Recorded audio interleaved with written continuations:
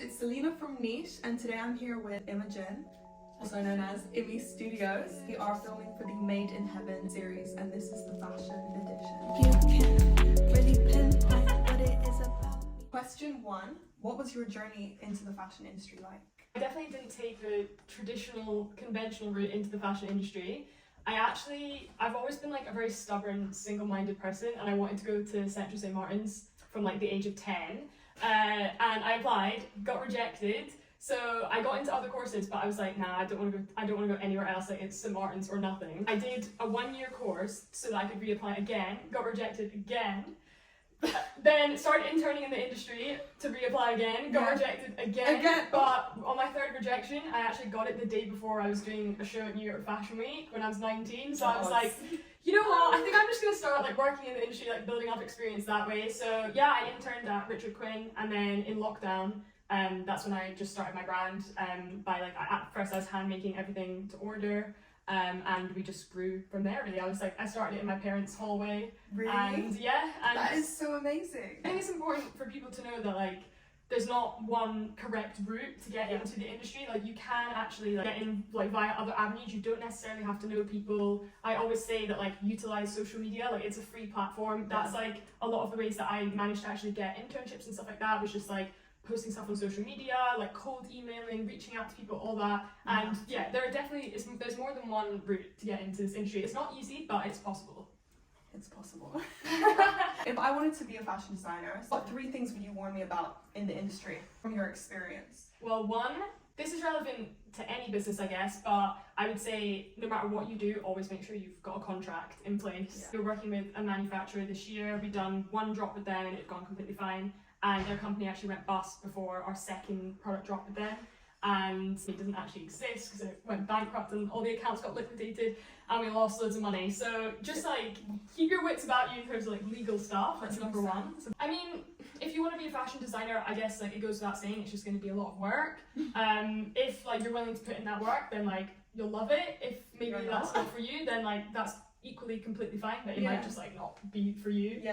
What would you say your hours are like? It would depend on the season.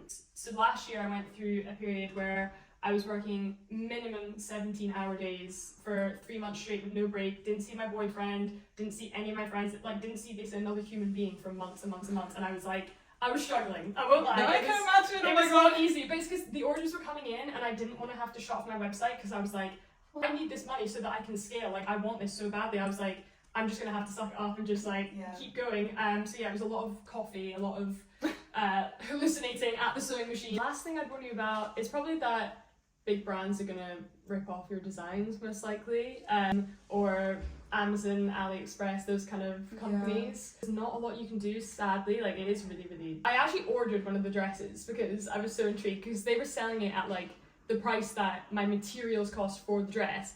When it arrived, I was actually just like, you know what, this actually makes me feel better because if somebody was to order this like hoping for one of my dresses, like it's so different and like the quality is so bad that like, but it always is. You get what you pay for, honestly. But yeah, we don't support that. It's wrong. How do you deal with creative block?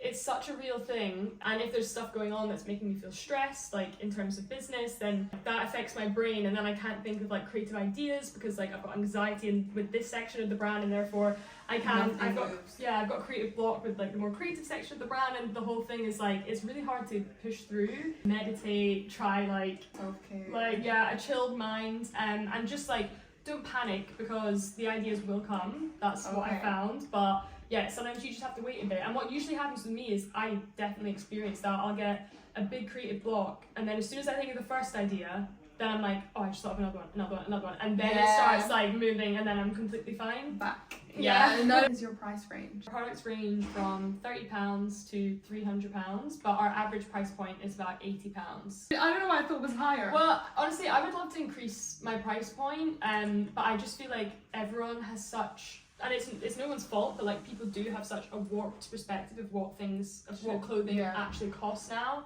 because they have like an anchor over here and then they'll judge like my pricing based on fast fashion pricing and like all this stuff. So it's definitely something as we grow, like I would like to increase our price point because it's a lot of work. Yeah. This jacket, like it's a lot of work. Honestly, yeah.